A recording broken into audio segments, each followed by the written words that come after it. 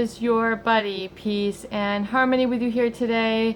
Much love going out to all the beautiful empowered harmonizers. And we're zooming in and focusing in a little bit more in depth in terms of understanding the dynamics of the covert narcissist. The narcissist who has a very inflated sense of self-importance and really a lack of empathy, which causes a certain disregard for the feelings of others, the emotions of others. Sort of the dream catcher, if you will, the whole conspiring of someone's emotions, their energetic field, and takes that with disregard or lack of acknowledgement. And this leads to really a sort of objectification or physication of the others who are involved with them. So when we talk about objectification, we're meaning, lacking the acknowledgement of really sort of the fact that you bleed as a person, that you feel as a person, that you have emotions as a person. The objectification can take the feeling of disrespect. Disrespect meaning feeling that you're tuned out, you're tuned away from. And the sort of tuning away is a testimony or an effect of this pathological sense of self-importance. And when we talk about selfishness of a narcissistic individual, we're really talking about really how it relates to their lack of empathy. And a lack of empathy is so crucial when it comes to the healthy functioning of relationships. It's like the silence in the music. It's the pause when you consider things. It's your sounding board. There would be no music if there were no silence. It would just be a toxic sort of drumming out. It would be a tuning out. It would be very abrasive to the ear. It would feel very uncomfortable. And this really is sort of the uncomfortable. It's akin to, I feel, or analogous to the objectification feeling or the physication. I guess I just want to say kind of boiled down to the brute physical or lower energy, lower vibration, sort of disregard, the making inferior or less than, sort of the objectification that comes with a covert narcissist personality. And this really, it's part of the lack of empathy. That is really the crux or the crucial element of this. And the objectification becomes really just an annihilation of your sense, your feeling sense, your centeredness within you. And so when we talk about being centered and we talk about being present and we talk about feeling and we talk about emotions, this is your energy in motion. This is your value as a human being. It's really kind of what separates you from the rest of the mammal world, really from the rest of the plant world. It's the fact that you are sentient, that you are feeling, that you have sentiments, you have a sentimentology, you have a nostalgia, you have a sort of ethereal sense and etheric energy about you which radiates all around you as a person. So it's really what extends to you from your heart center. So your heart has the strongest magnetic current, even stronger than the brain. There are a number of different tools which can measure the heart energy around a person. And so when we talk about the electrical energy or the aura of somebody, we're really talking about their heart energy, what makes them alive, what makes them tick, what gives them the color and flair of their personality. This is the heart center. So say, for example, you talk about someone who is salt of the earth. You can almost palpably taste their hard work, their ethic, their character, their tuning into nature around them, their appreciation for the cycle. So there's a lot sort of combined when we talk about the personality or the energy of a person. And so this really is who they are. It is what makes you, separate and distinct from others. So that's the beautiful thing about coming into healing and coming into self-esteem and self-awareness really as an impact and the value of emerging and healing through a covert narcissist wounding relationship is it gets you to pay attention to and acknowledge and validate this within yourself. This etheric energy, this field about you that makes you you. And so it is really the objectification which kind of boils you down to less than all you are. And this is what's so harmful and so very painful, is they're not taking your heart into consideration. They can't see your heart. There's a lack of empathy. And when we talk about empathy, empathy is really the feeling center. It is your ability to feel. It's, the energy which kind of comes from the center of your being. And now, someone who is covert narcissistic, it is sort of an ignoring of this. And like my dentist once had a poster on the ceiling of his dental office, you'd lay back, I remember as a child, and it would say, only ignore the teeth that you want to have go away. Ignore your teeth and they'll go away. So it's kind of like this experience is there's a sort of subtle ignoring or an aloofness or a disdain of the covert narcissist that is so damaging and causes so much of the feeling of disrespect and demoralization, sort of the low self-esteem that is resultant, and it's an objectification of you. It kind of relegates you to a less than human status. It's an inferioration of you. In other words, if I just sort of acknowledge you on a physical level, that's all that is required. There's sort of a lack, there's a big hole that is cut out of your being when you're attended to in a less than human fashion. So when I talk about the etheric energy, it is that which I want you to tune into and sort of resonate when you come into a fullness of your awareness of your humanness. And this is really sort of why you have felt the depersonalization, the sort of, slowing of the rhythm, the lack of momentum that comes from a relationship with a covert narcissist, and why it's so taxing, why it is so discomfortable, why it requires so much of you to be kind of relegated to the service of them or the service to them in sort of a servitude or indentured servant manner. In other words, a feeling that you must cater to them. You must be there for their whim, and then when their whim comes, you must jump and respond. And so it becomes a very reactionary sort of relationship, but then also infused with a trauma bond. Infused with a trauma bond, meaning that there's a core of woundedness. There's a core of trauma. There's a trauma ensues when there's a sort of hard blow to a person's energy, I feel. It's an energetic trauma. It's a blow to the energy of this individual. And it can be, it can be almost like the Chinese water torture, where it can be just, what is that, they used to say that, there was the Chinese water torture, which that they would put the prisoners of war, and it would be, a steady drop of water on the person's forehead. That would, even though it was a gentle drop of water, it would just keep going, it would keep going, it would keep going, and then this was a form of torture. So it's not so much that it hurts, it's just the fact that it's continual, ongoing, and you can't really stop it from them. You can't really stop their ignoring. You can't stop their aloofness. You can't change the fact that they're so withdrawing. They're so withholding. This is who they are. So it is important for you to enlarge yourself and enlarge your state of being, and then allow yourself to fill your energy out. In other words, to allow it to fill out around you. The fact that you need to acknowledge and validate this and say, I have a heart, I have a voice, and those are that's really kind of like your truth. So it's a neglecting of your truth. It's a denial and a denigration of your truth as a human being. And this can come at you when you're a child. It can be there when you're, in your 20s, your 30s, your 40s, your 50s.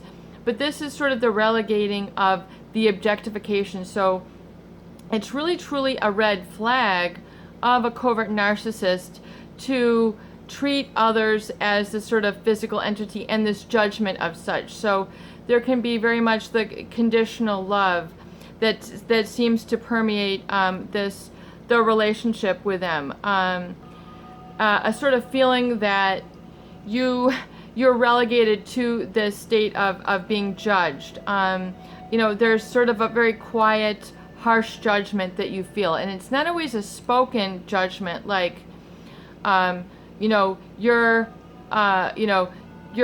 hair is this way.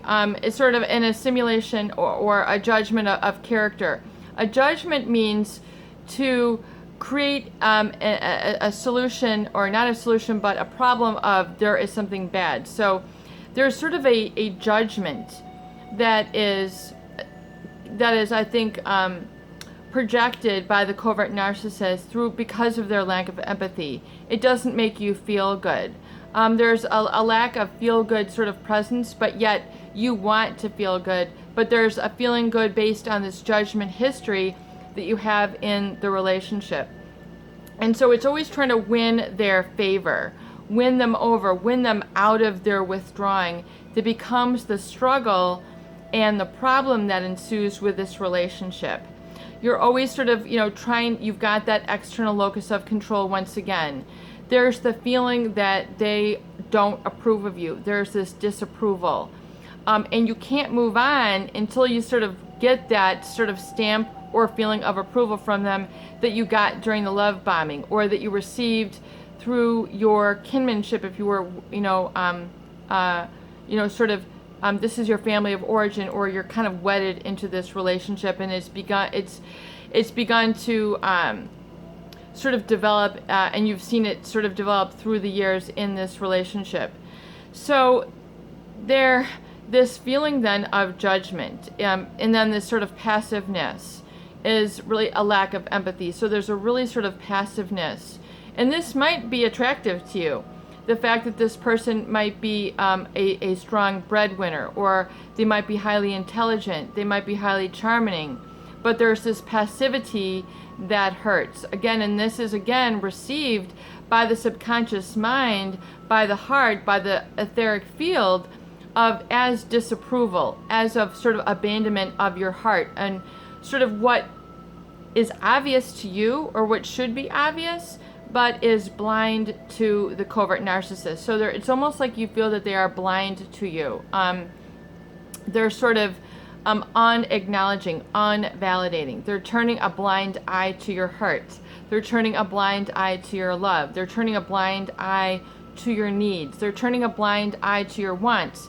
Yet, they seem very capable of all these qualities. I mean, they can be very accomplished as a person. They can, be very intelligent. They can be very charming, very well put together. They have all the wherewithal of a normal, giving, caring, loving human being, yet there's this withdrawal, there's this withholding, there's this holding back. There's this reserve about them. There's a quiet reserve. And what they're doing is they're just kind of sort of built up in their own fortress within. They're not letting out really sort of all the flair and who that they are. They're holding it back. There's this withholding of their gifts. And it states in the Bible, you're supposed to take the seeds of your gift and share it and bring it to multitude. And this is the fruit of your personality, the fruit of your gifts, the fruit of your talent. And so there's this also analogy to the Bible. And, I don't want to bring religion into it, but it's really sort of akin to that biblical story those are the fruits of your talent, the fruits of your label, the fruits of who you are, that you should share and give your gifts and cultivate them like a field, like a prosperous farmer. Back in the day, I remember seeing at a really cool bookstore called Half Price Books, there was this book that was written like in the 1890s, which was so super cool. It was like a canvas cover, and it had like a rice paper cover sheet in, and then on the front it had the portrait of this farmer, well-to-do, who was in a suit, but he would do his plowing, his planting, and he would cultivate the fields. And the title of the book was like, How We Created a Successful Farm from Poverty. So I think that was the title, but he shared in this book, it was about this thick on this really cool yellowed paper. In fact, I should go back and buy that book. It was only like $8, but I'm not a farmer, so I did not purchase it. But he was sharing his experience. He was sharing how he turned his farm around. You know, maybe the different tools, the fertilizer, the type of fields. In fact, I should go get that book, but he was sharing his knowledge. He was sharing his wisdom. And in that, you know, he wanted to help others cultivate their fields and pull themselves out of poverty. So I kind of feel it's like poverty of the spirit that one is stricken with when you're in a relationship with a covert narcissist. It makes you feel that you're being deneutralized. You're feeling depleted. You're feeling sort of this this pulling of your life force out of the relationship, yet you can't quite put a finger on it, but it's very palpable. It's hard to articulate, especially if there's, you know, the sense that they're sort of giving you things, they're providing for you, they're there physically, you're there physically for them, and then, you know, it is sort of this then objectification, or this relegating you down to the plant level or the animal level, as if you will, energetically. In other words, you feel that you're there to be supply or to serve them. And yet you're, you know, like a viewer so aptly stated, I'm just going to bring up the concept that you're relegated to an indentured servant. In other words, you feel like you're not admired for all the qualities in who you are. You're just seen and valued for being this less than. So it's the inferioration which is so painful. It's the passivity which is painful. And unless you want to spend your relationship in silence or in abandonment, you know, you're not going to be there full throttle. They're not going to be there full throttle, and it's the lack of empathy. And we can't judge. You can't, you know, to be objectified is to feel subject to their judgment. So you then become feeling of a judgment. You internalize that judgment within, and then you begin to feel this sort of judgment of yourself, which then becomes internalized and is harsh. And then, you know, you need to in order to heal, you need to really sort of let go of the judgment, let go of that lack of empathy, and realize that's who they are, that their passivity is what makes them them, and just let it go. Don't be passive with yourself now. Don't be judgment with yourself. You need to forgive yourself for all the trials and tribulations that ensued while you were in that relationship. So if you look at the course of the relationship, almost like the chapters of a book, you will say, in this chapter, in this stage of my journey, the road was very craggy, it was very rough, it was laden with a lot of large pebbles that I stumbled upon. And I was kind of like stumbling, and this person, you know, did not feel my pain. They did not feel the scuff of my knee. They did not, you know, feel the stub of my toe. They didn't see, you know, the bruise that I took on my shoulder or my arm when I fell through my trials and tribulations. And I had to pick myself up, and I was showing them who, you know, the hurts, but they didn't really sort of feel it. So you have to be the one to acknowledge and validate the hurts here.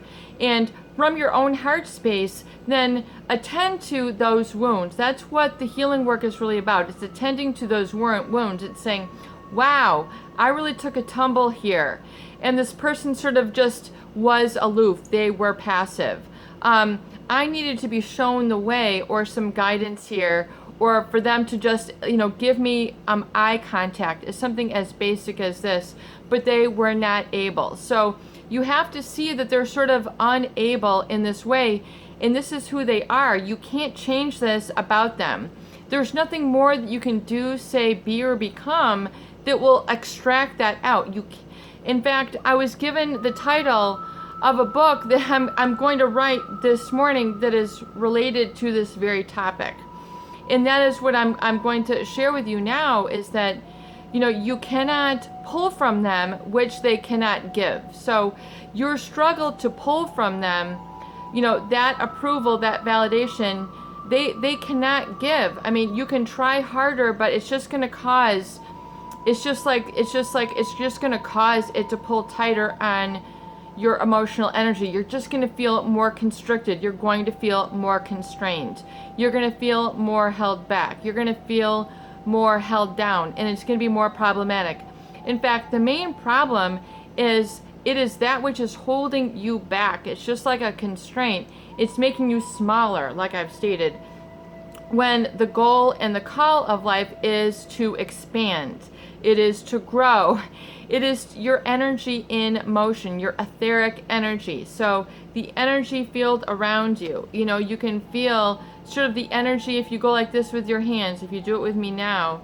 Can you not feel a sort of energy connection, within your hands? That's sort of radiating from the energy from, your heart into your hands. And so you can also, feel someone's heart energy when you go like this against your body. That is your etheric energy. You can do it with me now. And you can kind of feel that you have an aura or energy about you. So that's your radiant energy. It's like the sun. You are sunshine.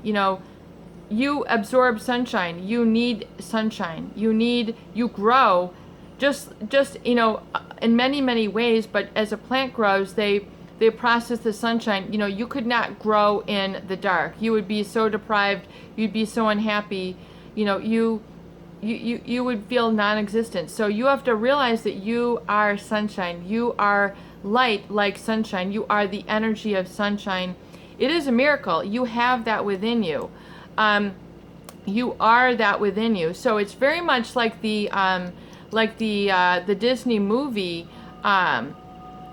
Cinderella, where you are almost sort of locked in the basement energetically by these people. You're objectified. You're like the Cinderella. You're, the glass slipper is, you're meant to wear, that clear footing. You're meant to be treated as the heir to goodness and the kingdom of really that sublime that you are. That is the miracle of life, is to acknowledge and validate that, but it has to be a fit. Just like in the Cinderella story, that energy, that sort of crystallization of your personhood is very much like the Cinderella story. It's the coming about. It's, the debutante of your spirit. It's the debutante ball, and sort of, if you really think of it, it's the dance of life. It's that dance of the cleansing of your energy, which needs to be validated by yourself and acknowledge that you have this sort of energy in motion about you. And that is when you allow that to uphold you and guide you, your life, takes flight on all cylinders. And you need to be able to do that and then surround yourself with people, events, and situations who are also on that energetic level, that higher energy, and are, honoring that drive and interest and quality within their spirit, and they're then it's allowing you to have that take you places in life.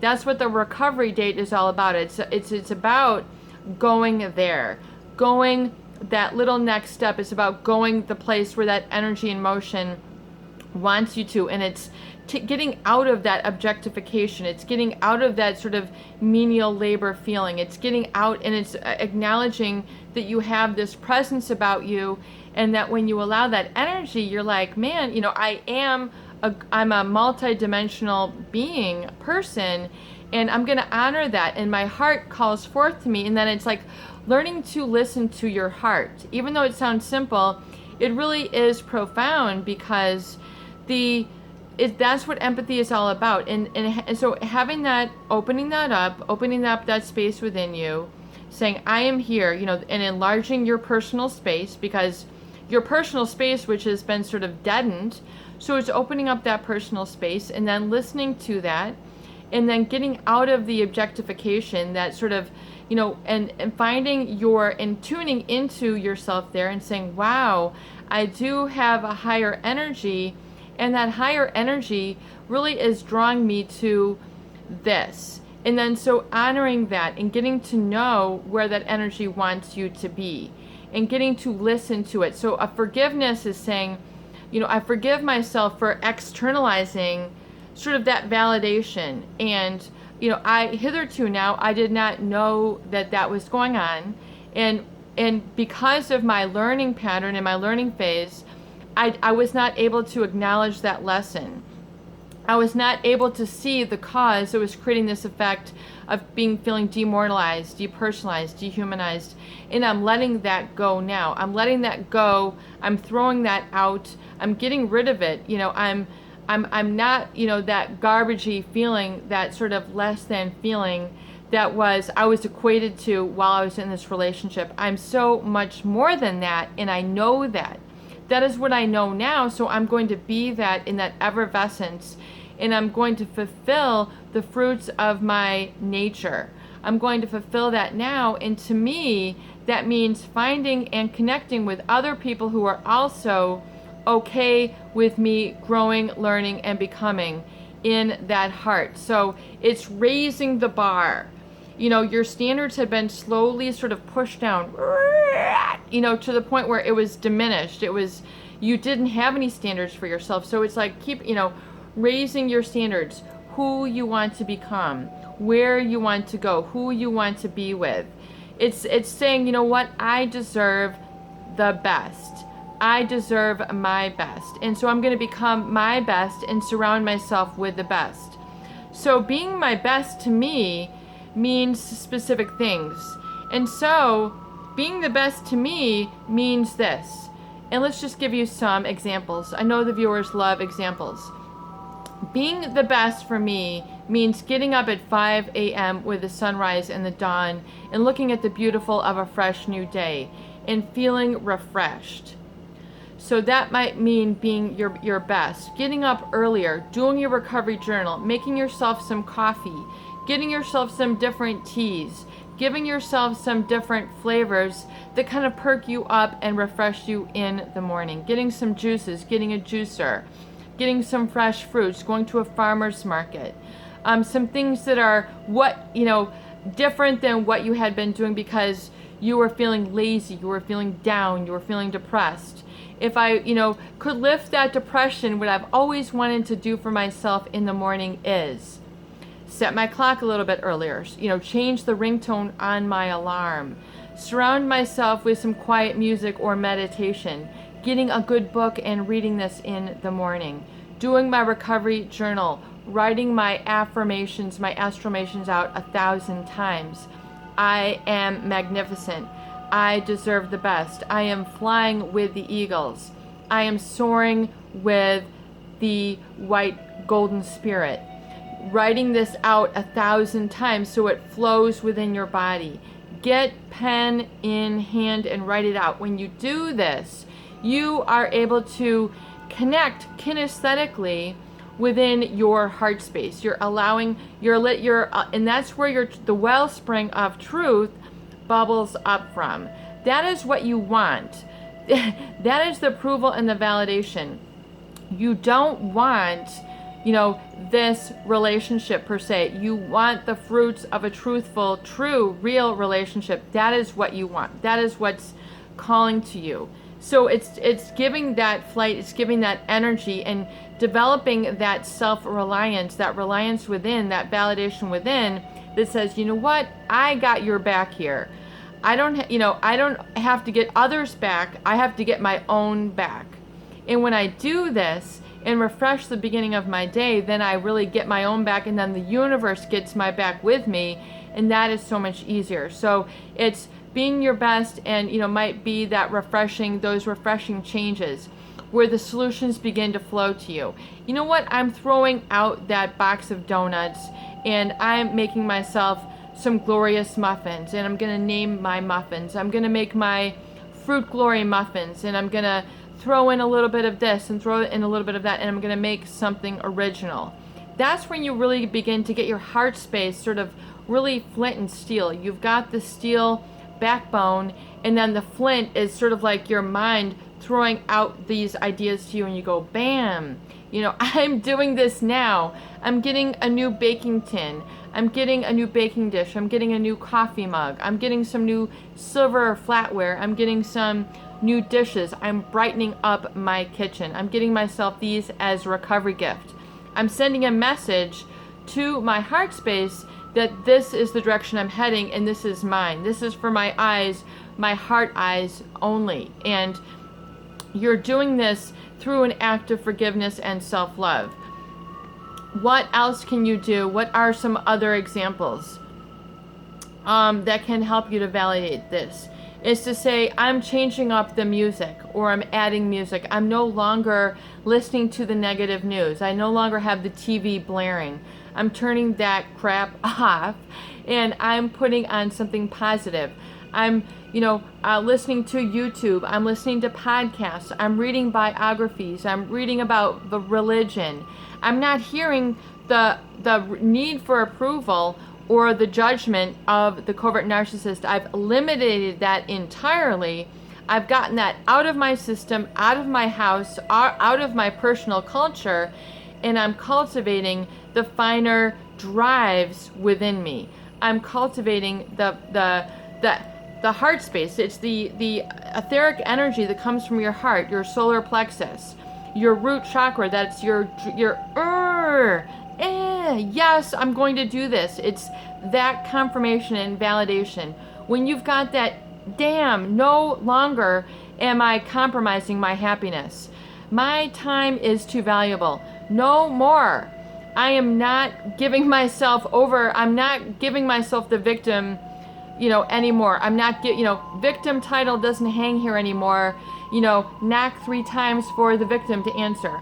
I don't answer to the call of the victim anymore. I no longer hear that. I no longer heed to that. When I hear the voice of the victor calling out to me, that's when I'm getting up. That's what I'm about. If not, boom, you are done. It's gone. It's out of my personal culture entirely. And when you've got that, almost like you can feel, your core tightening up, like you're doing a stomach curl, like you're doing a stomach curl, or what do you call it when you're just working your abs? Whatever that's called right now. I can't think of it, but you're doing, just that a sit-up. That's what it is. When you're doing a sit-up, like literally it's a sit-up for your soul. It's literally just that. And these are phrases that are coming to me now, but it's really like a soul sit-up, an energetic, emotional sit-up. You're up and at it, you're getting the water, you're changing up the crap from your refrigerator, you're throwing that out. Anything that's holding you back energetically, that is, because of the passivity, is caused this lower sort of momentum within you. You need to pick up that beat. Those are the signs that you're then healing from within, you're forgiving yourself, and you're expanding and you're moving on beyond the passivity that has been instilled from a covert narcissist relationship. This is your buddy. Peace and harmony with you here today, and hoping that these videos do help.